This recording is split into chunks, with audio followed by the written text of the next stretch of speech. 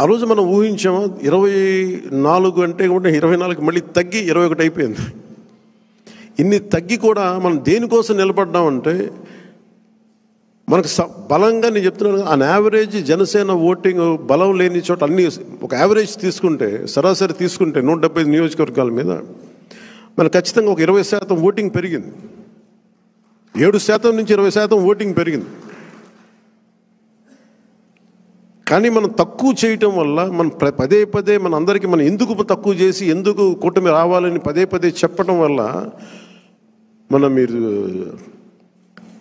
సభాపతి కూడా చెప్తా ఉన్నారు, మీరు చూశారు, అయినపాత్రుడు గారు చెప్తా ఉంటే ఎన్టీ రామారావు గారు పార్టీ పెట్టినప్పుడు ఇంత మెజారిటీలు రాలేదు, అప్పుడు కూడా మాకు 3,000 4,000 వచ్చినాయి.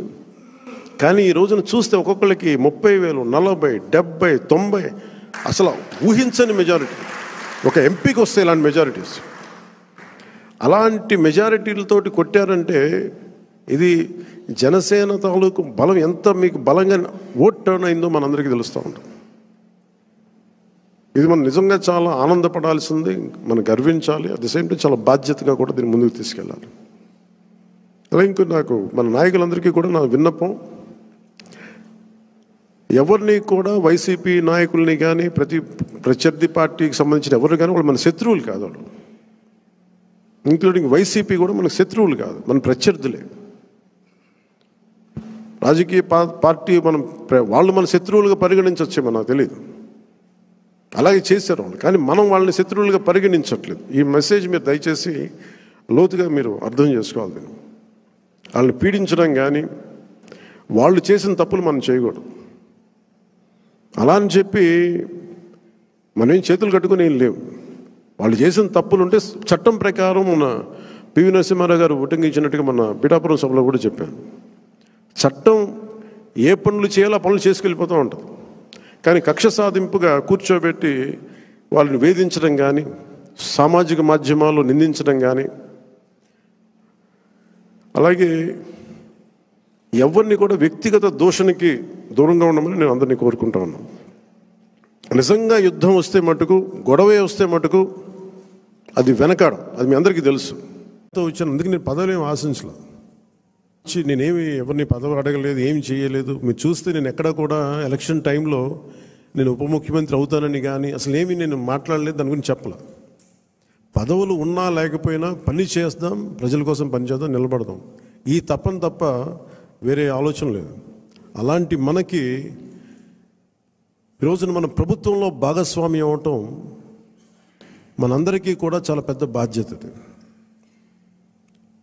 మనం ఈ 21 మందిని కూడా మన ఎమ్మెల్యేలు కానీ మిమ్మల్ని కానీ కలవడానికి ఎందుకు ఇంత టైం పట్టింది అని అంటే, నేను ఎప్పుడు అధికారం నేను చూడలేదు, ఎమ్మెల్యేగా అడుగు పెట్టలే, అధికారం ఎప్పుడు చూడలే. ప్రజలతో పోరాటం చేసుకుంటూ వెళ్ళిపోయాను తప్ప ఎక్కడ కూడా అధికారం ఎలా ఉంటుంది, దాని తాలూకు కష్ట నష్టాలు ఏంటి, దాని లోతుపాతు ఏంటి మనకి ఎప్పుడు తెలియదు. అసలు నాకు బాధ్యత తీసుకోగానే చాలా కీలకమైన శాఖలు మనం తీసుకున్నాం. సివిల్ సప్లైస్, అలాగే సినిమాటోగ్రఫీ, టూరిజం, దాంతోపాటు పర్యావరణం, అటవీ శాఖ, అలాగే పొల్యూషన్ శాఖ, పంచాయతీరాజ్, రూరల్ వాటర్ సప్లై, ఇన్ని కీలకమైన శాఖలు తీసుకున్నప్పుడు నాకు ఒకటే అనిపించింది, చాలా అవగాహన ఉండాలి. ప్రత్యేకించి శాఖలు కూడా నేను అందరూ అనుకోవచ్చు ఎందుకు పెట్టుకున్నాను నేను ఈ శాఖలన్నీ అంటే, ఇది నా మీద చాలా బాధ్యత ఉంది. పదే పదే మాట్లాడాను నేను, కొంత దాన్ని సంపూర్ణంగా కొంత ఒక విధి విధానాలు ఏర్పరిచిన తర్వాత సరైన సమయంలో బాధ్యతల నుంచి కూడా తప్పుకుంటాను, ఇంకెవరికైనా కూడా అప్పగించేస్తాను. కాకపోతే అది చేసే ముందు ఖచ్చితంగా విధి విధానాల మీద చాలా బలమైన ఒక విధి విధానాలు బలంగా ఏర్పరిచి ఆ బాధ్యతలు అప్పుడు చెప్తాను. అలాగే మనందరి మీద కూడా 5 సంవత్సరాల కాలం గిరుని తిరిగిపోతుంది, ఎక్కువ సమయం పట్టదు. అలాగే మన ఎమ్మెల్యేలందరికీ కూడా, పోటీ చేయని చోట్ల కూడా మన నాయకులందరికీ కూడా ఇది భవిష్యత్తు ఉన్న పార్టీ. అది మరి ఎంత బలంగా మనం చేయకపోతే దేశం మొత్తం మన వైపు చూసేలా చేసింది.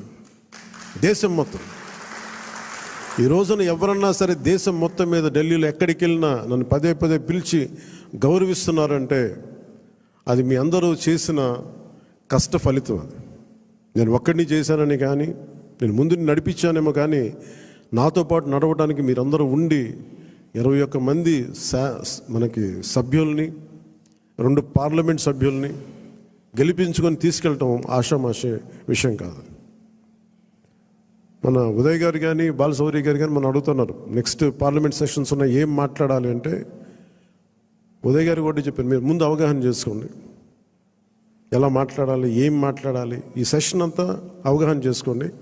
ఏదైనా కీలకమైన పరిస్థితులు అంశాలు ఉంటే సీనియర్ పార్లమెంటరీని బాలశౌరి గారు ఉన్నారు, ఆయన ముందుకు తీసుకెళ్తారు.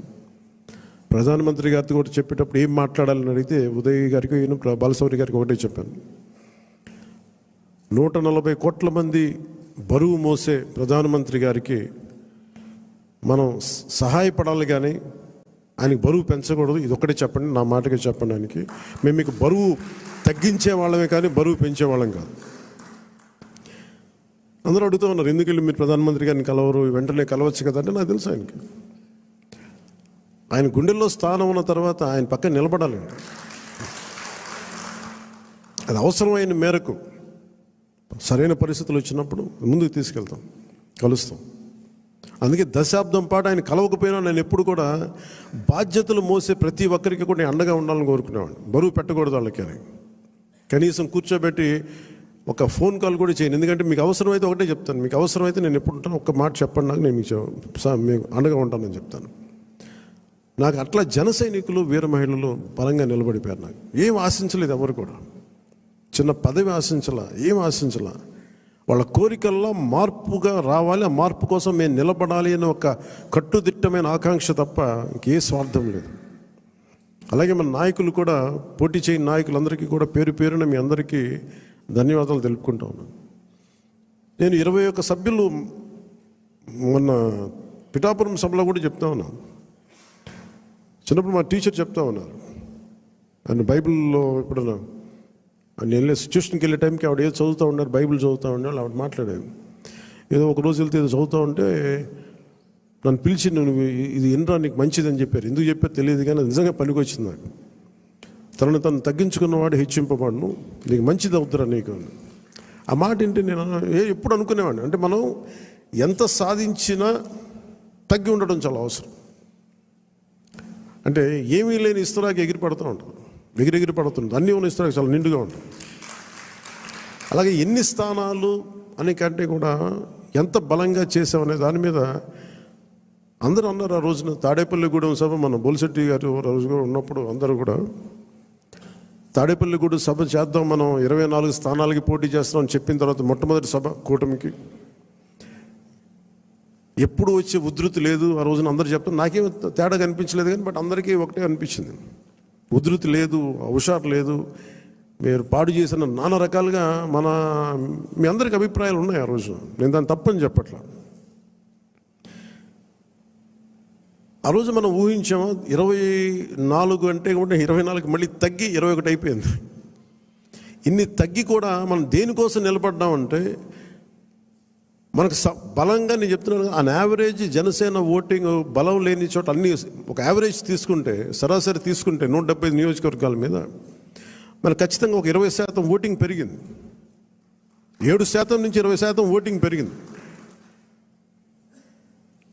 కానీ మనం తక్కువ చేయటం వల్ల మనం పదే పదే మన అందరికీ మనం ఎందుకు తక్కువ చేసి ఎందుకు కూటమి రావాలని పదే పదే చెప్పడం వల్ల మీరు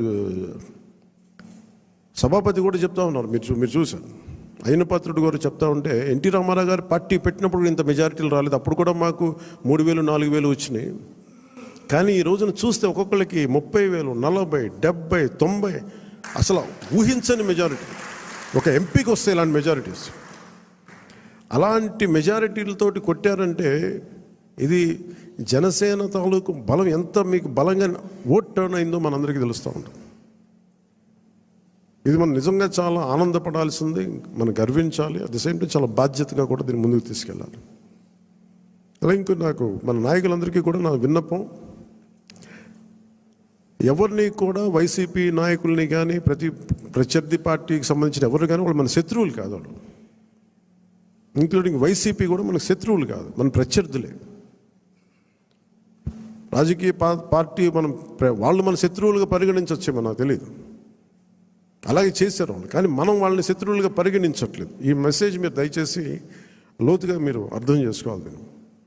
వాళ్ళని పీడించడం కానీ, వాళ్ళు చేసిన తప్పులు మనం చేయకూడదు.